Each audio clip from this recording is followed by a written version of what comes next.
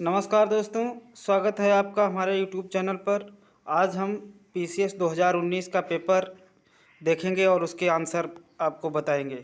तो चलिए शुरू करते हैं। क्वेश्चन नंबर 1, आईएमएफ के नवनियुक्त प्रबंध निदेशक कौन हैं? तो आपको आंसर बताना है।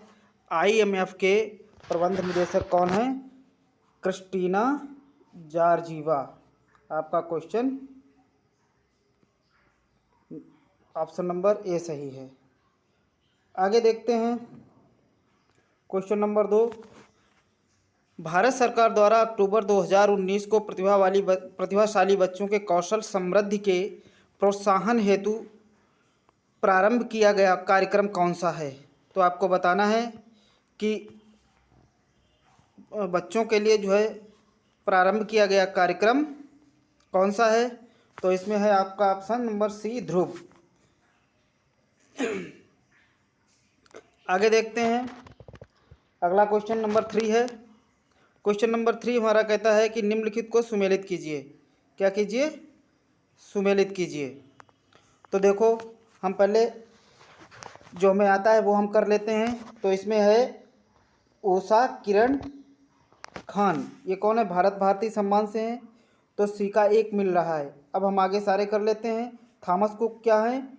ब्रिटिश टूर एवं ट्रेवल कंपनी के उनके हैं। और ग्रेटा थुनबर्ग क्या है? ये पर्यावरणविद हैं।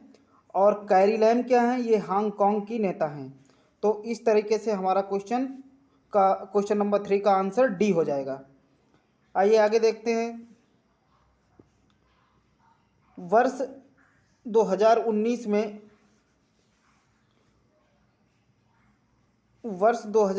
में नोबेल पुरस्कार दूसरी बार किसी महिला को दिया गया। इस पुरस्कार से सम्मानित होने वाली प्रथम महिला कौन थी? तो प्रथम महिला है एलिनोर ओस्ट्रॉम। प्रथम महिला एलिनोर ओस्ट्रॉम है। और जो 2019 में जिन्हें नोबेल पुरस्कार दिया गया था वो कौन थी? एस्थर डफलो थी। आइए अगला क्वेश्चन देखते हैं। क्वेश्चन नंबर 5, सितंबर 2019 में जल शक्ति मंत्रालय द्वारा प्रारंभ की गई ग्रामीण स्वच्छता रणनीति निम्नलिखित में से किस अवधि से संबंधित है? तो इसका ऑप्शन हो जाएगा ऑप्शन बी। हमारा ऑप्शन बी सही होगा, 2019 से 2029। आइए आगे देखते हैं। भारतीय भाषाओं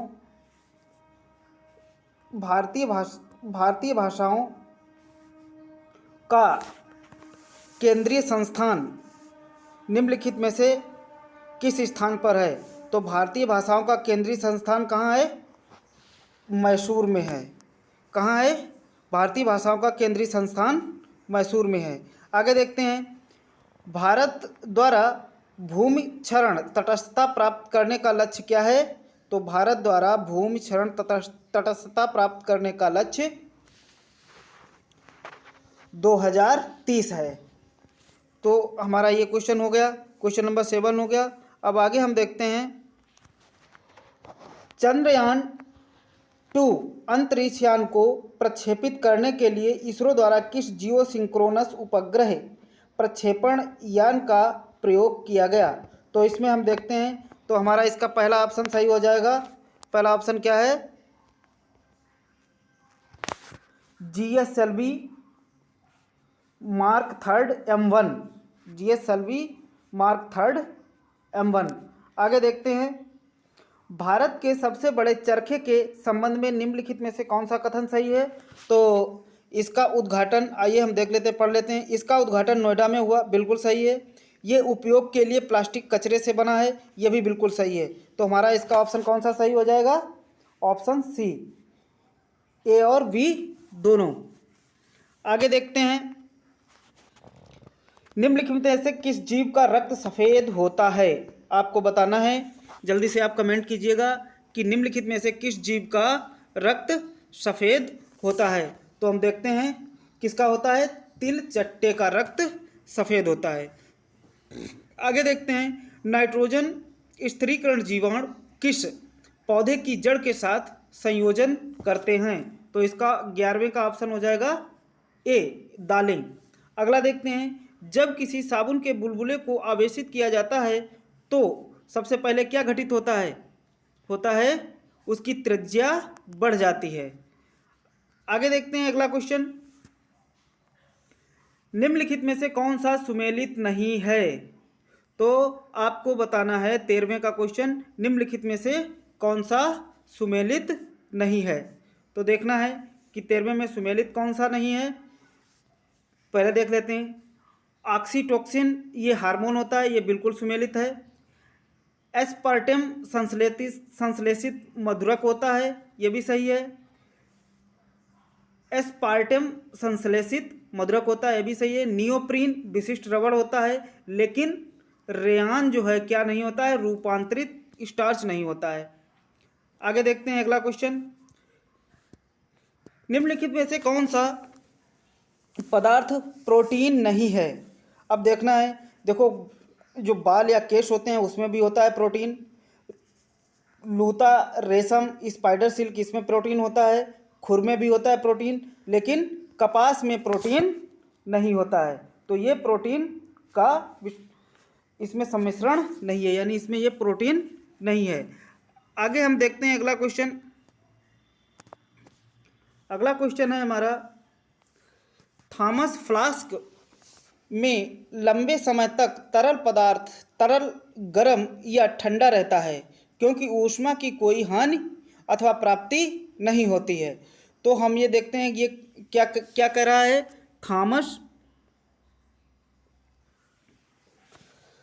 थर्मस फ्लास्क में लंबे समय तक तरल गर्म या ठंडा रहता है।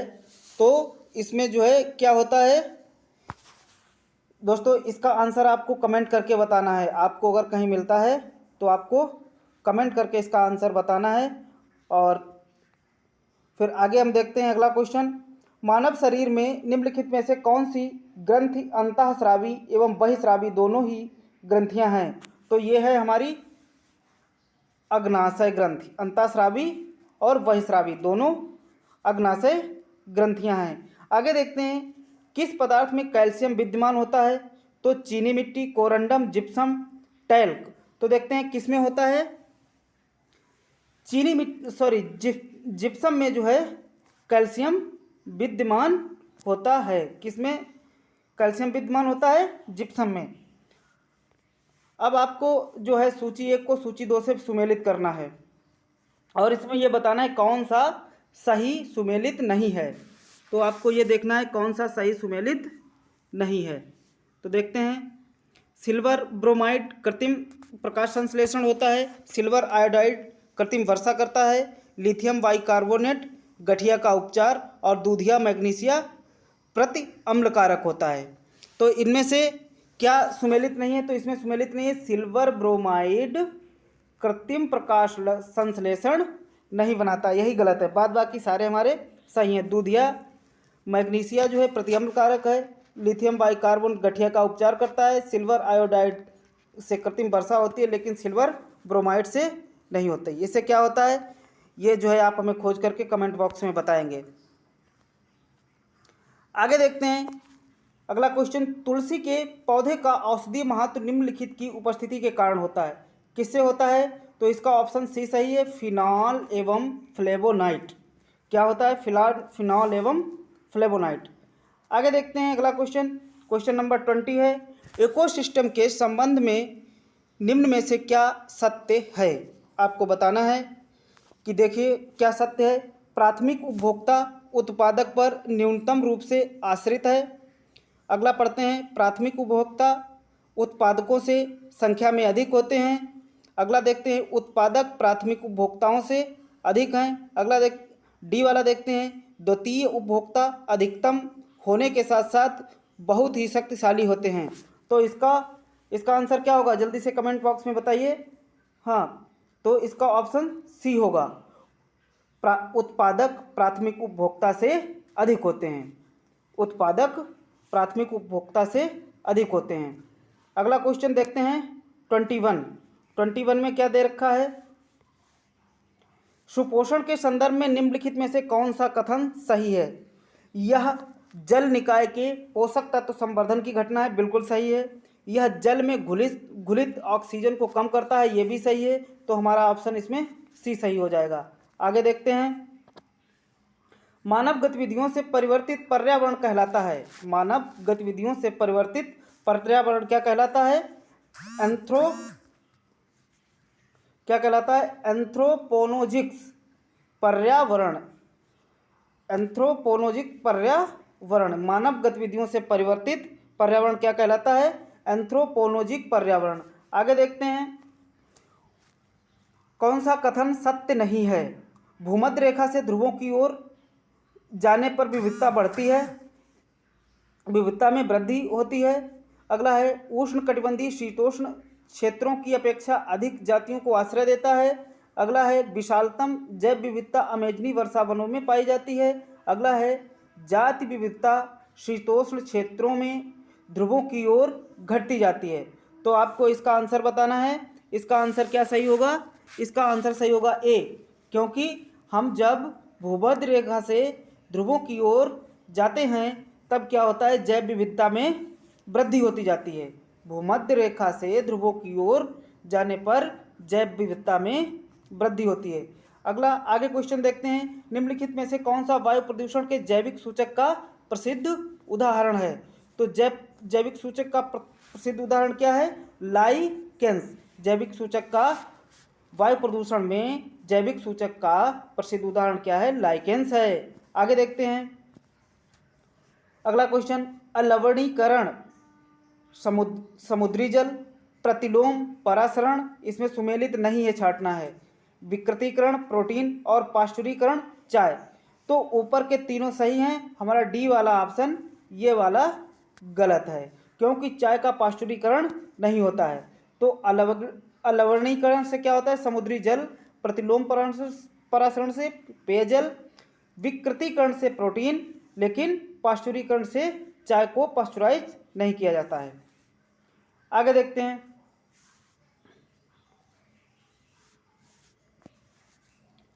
आगे होता है, कौन सा एक शाकनाशक का उदाहरण है? शाकनाशक का उदाहरण क्या है? शाकनाशक का उदाहरण है सोडियम क्लोरेट। सोडियम क्लोरेट जो है शाकनाशक का उदाहरण है। सोडियम क्लोरेट क्या है? शाकनाशक का उदाहरण है, यानी खरपतवारों को नष्ट कर देता है। गैस जो धान के खेत से उत्सर्जित होती है तथा भूमि के तापमान में वृद्धि करती है, वह क्या है? यानी वह गैस जो धान के खेत से उत्सर्जित होती है तथा भूमि के तापमान में वृद्धि करती है, तो उसे क्या कहते हैं? मीथेन।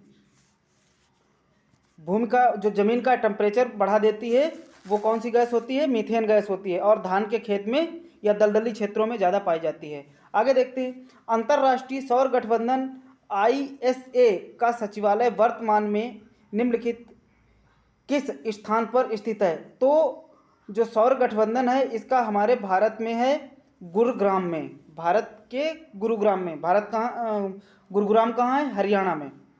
आगे देखते हैं, 100% ऊर्जा पर चलने वाला भारतवर्ष का पहला केंद्र शासित प्रदेश है। तो वो कौन सा पहला केंद्र शासित प्रदेश है? दमन एवं दीव। 100% ऊर्जा पर चलने वाला जो है भारतवर्ष का पहला केंद्र शासित प्रदेश है दमन एवं दीव। आगे हम देखते हैं, अगला क्वेश्चन है कि निम्नलिखित कथनों में से जिनमें एक को कथन सही जिसमें एक को कथन ए तथा दूसरे को कारण आर कहा गया है। तो इसमें जो है आपको दोनों स्टेटमेंट ध्यान से पढ़ने हैं और फिर बताना है। क्या बताना है? देखिए, मानव सूचकांक HDI एवं सतत विकास लक्ष्यों SDG पर आधारित भारतीय राज्यों की वरीयता से में धनात्मक संबंध है। बिल्कुल सही है। SDG लक्ष्यों के आधारभूत आयाम शिक्षा एवं स्वास्थ्य से घनिष्ठता के साथ अंतर संबंधित है। तो इसका ऑप्शन ए तथा आर दोनों सही हैं और एक दूसरे की व्याख्या करते हैं। आगे अगला देखते हैं क्वेश्चन हम। अगला है, बहुआयामी निर्धनता सूचकांक में सम्मिलित होता है। बहुआयामी निर्धनता सूचकांक में क्या सम्मिलित होता है? तो देखिए, स्वास्थ्य भी सम्मिलित होता है, शिक्षा भी सम्मिलित होती है, जीवन स्तर भी सम्मिलित होता है। तो हमारा ऑप्शन डी सही हो जाएगा। 1, 2, 3। 32 का देखते हैं। 32, निम्नलिखित में से घटनाओं को उनके प्रारंभ के कालक्रम के अनुसार सजाइए। तो देखते हैं 32 का सबसे पहले क्या आएगा? वन्यजीव संरक्षण अधिनियम 1972, वन्यजीव संरक्षण अधिनियम 1972। फिर उसके बाद में प्रोजेक्ट टाइगर आएगा, फिर उसके बाद में प्रोजेक्ट हाथी आएगा, फिर उसके बाद में जैव विविधता अधिनियम आ जाएगा। तो हमारा आंसर बी सही है। आगे देखते हैं, नागरिक पंजीकरण प्रणाली CRS के अंतर्गत कितने दिनों के भीतर जन्म तथा मृत्यु की घटना को भारत में रजिस्ट्रेशन कराना कानूनी रूप से अनिवार्य होता है? तो आपको इसके बारे में बताना है कितने दिनों में होता है। तो ये 21 दिनों में होता है। 21 दिनों में जन्म या मृत्यु का पंजीकरण करा लिया जाए। आगे देखते हैं, परिवार कल्याण सर्वेक्षण NFHS 5 सम्मिलित नहीं करता है। तो इसमें क्या सम्मिलित नहीं करता है?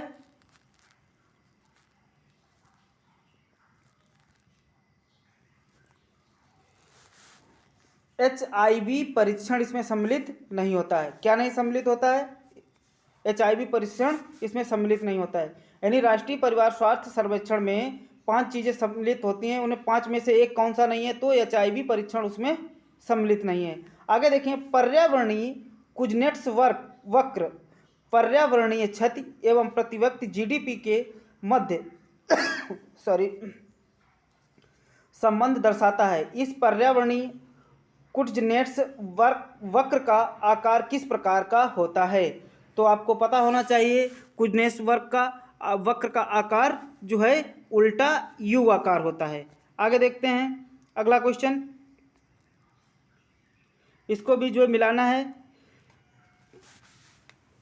जिनमें से एक को कथन A तथा दूसरे को कारण R कहा गया है। इसमें क्या है? सतत विकास मानव समाज के कल्याण हेतु महत्वपूर्ण है। बिल्कुल सही बात है।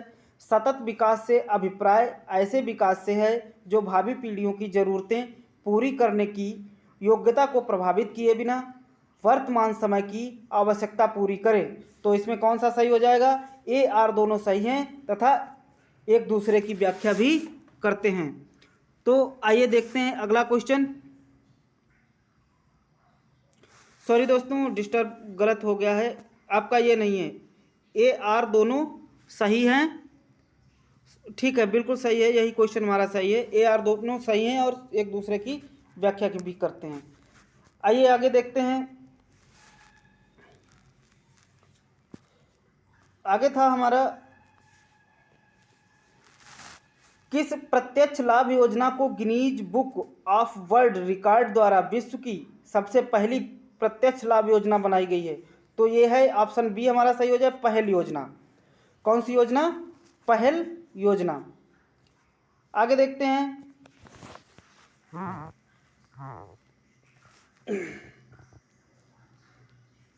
तो ये हो गया। अब आगे देखते हैं, राष्ट्रीय खाद्य सुरक्षा अधिनियम के संदर्भ में निम्नलिखित में से कौन सा सही है? यह 75% ग्रामीण और 50% शहरी जनसंख्या को आच्छादित करता है। महिलाओं और बच्चों को पोषण संबंधी सहायता पर विशेष ध्यान देता है। 18 वर्ष से अधिक की सबसे बड़ी महिला परिवार की मुखिया होगी। तो इसमें से हमारे 1 और 2 दोनों सही हैं। इसमें से हमारा कौन सही है? हमारे तीनों सही हैं। यह 75% ग्रामीण तथा 50% शहरी आबादी को। तो हमारे 1 और 2 दोनों सही हैं। 1, 2 और 3 तीनों सही हैं। सॉरी, मैं दोनों बोल गया। 1, 2, 3 तीनों इसमें सही हैं। आगे देखते हैं, भारत में पट्टेदारी सुधार के उपायों के संदर्भ में कौन सा कथन सही है? पट्टेदारी के उपायों के सुझाव में कौन सा सही है? तो देखते हैं, लगान का विनियमन, अवधि की सुरक्षा, पट्टेदारी पर स्वामित्व की घोषणा। तो हमारा तीनों सही है, 1 2 3। चलिए आगे देखते हैं क्वेश्चन नंबर 40।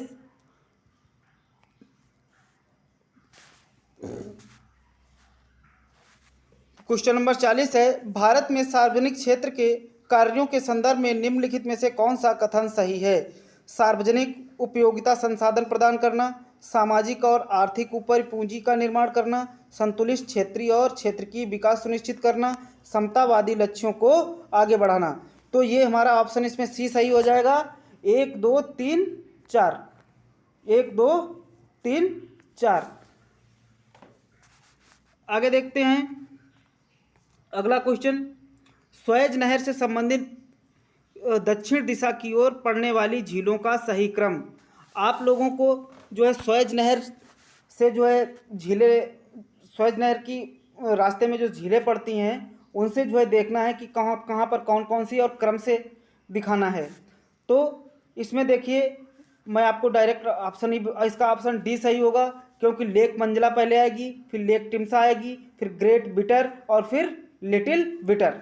तो ग्रेट बिटर और लिटिल बिटर सबसे लास्ट में, ग्रेट बिटर उसके ठीक बाद में, फिर उसके बाद में लेक टिम्सा, फिर लेक मंजला। या अब हम आगे से पढ़ लेते हैं कि लेक मंजला, लेक टिम्सा, ग्रेट बिटर और लिटिल बिटर। तो ये झीलें जो है स्वेज नहर के रास्ते में आती हैं। आगे देखते हैं, टेलीग्राफिक पठार किसका हिस्सा है? टेलीग्राफिक पठार का हिस्सा है, टेलीग्राफिक पठार का हिस्सा क्या है? उत्तरी अटलांटिक कटक। टेलीग्राफिक पठार का हिस्सा क्या है? उत्तरी अटलांटिक कटक। आगे देखते हैं, अब ये कुछ चक्रवात हैं, उष्णकटिबंधीय चक्रवात हैं और उनके देश दे रखे हैं। तो देखो, विलीविली ऑस्ट्रेलिया, वागियो फिलीपींस, हरिकेन यूएसए और बचा हमारा टैफू जापान। तो आपको इस तरीके से ए का 2, बी का 3, तो हम देखते हैं कहाँ पर है ए का 2, बी का 3, ए का 2, बी का 3 दो ऑप्शन में मिल रहा है, और सी का 1। तो डी वाला ऑप्शन हमारा सही हो जाएगा। कौन सा ऑप्शन? ऑप्शन हमारा डी वाला सही हो जाएगा। डी ऑप्शन ये रहा, ये आपका डी ऑप्शन रहा। 1 3 सॉरी 2 3 1 4। आगे देखते हैं, कौन सा एक सागर साइबेरियन रेल मार्ग पर अवस्थित है? कौन सा एक सागर साइबेरियन रेल मार्ग पर अवस्थित नहीं है? हम क्या पढ़ गए थे? अवस्थित है। तो नहीं है और है, इस पर ध्यान रखना। तो सोची नहीं है। देखो, कजान भी है, ओमस्क भी है और चिता भी है, लेकिन सोची नहीं है ऑस्ट्रेलिया में। आगे देखते हैं, आगे कुछ पवनें दी हुई हैं और देश दिए हैं। कौन सी पवन किस देश में बहती है? क्वेश्चन नंबर 45 है, क्वेश्चन नंबर 45।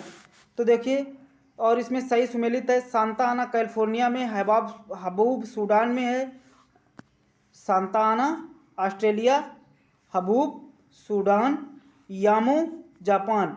मिस्ट्रल ऑस्ट्रेलिया में नहीं है, मिस्ट्रल फ्रांस में है। कहाँ है? फ्रांस में, मिस्ट्रल फ्रांस में है। ठीक, तो आगे देखते हैं अब क्वेश्चन नंबर 46। 46 हमारा क्या बता रहा है? 46 को मिला लेते हैं। देखो, तालचेर महानदी घाटी में है, कर्णपुरा दामोदर घाटी में है, सिंगरौली सोन घाटी में है और सिंगरेनी गोदावरी। सिंगरेनी गोदावरी में है, क्योंकि देखो सिंगरौली और सिंगरेनी में दिक्कत हो जाती है, दोनों एक जैसे नाम है। सिंगरेनी में एक मात्रा, रा में एक मात्रा लगी हुई है तो गोदावरी, और सिंगरौली में 2 मात्राएं लगी हैं तो सोन घाटी। ठीक, तो आपको इस तरीके से पता रहेगा। और कर्णपुरा कहाँ है? कर्णपुरा दामोदर घाटी में है और तालचेर महानदी में है। ठीक, एक बार फिर से रिवाइज करवा दें, तालचेर महानदी घाटी, कर्णपुरा दामोदर घाटी, सिंगरौली सोन घाटी और सिंगरेनी गोदावरी। सिंगरैनी जो है गोदावरी घाटी में है, सिंगरौली सोन घाटी में है। इनमें दो में ज़्यादा कन्फ्यूजन होता है, तो इस तरीके से हमारा ऑप्शन ए सही हो जाएगा। चलिए आगे देखते हैं क्वेश्चन नंबर 47। क्वेश्चन नंबर 47 हमारा कहता है कि निम्नलिखित में से कौन सी चोटी भारत में अवस्थित नहीं है।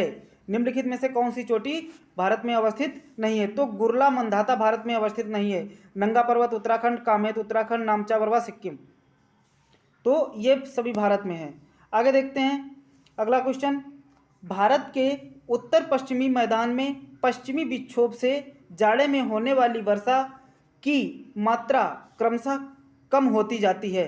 तो इसमें जो है वर्षा की मात्रा कम हो जाती है किधर, किसमें, यानी भारत के उत्तर पश्चिमी मैदान में पश्चिमी विक्षोभ से वर्षा भारत में कब होती है, जाड़ों के मौसम में। और कहते हैं कि उत्तर पश्चिम से पश्चिमी विक्षोभ की वर्षा जो है कम होती जाती है। तो क्या किधर की ओर, पश्चिम से पूरब की ओर जाती है, क्योंकि पश्चिम से बरसते हुए पूरब की ओर बंगाल की खाड़ी तरफ निकल जाती है, कब, सर्दियों में।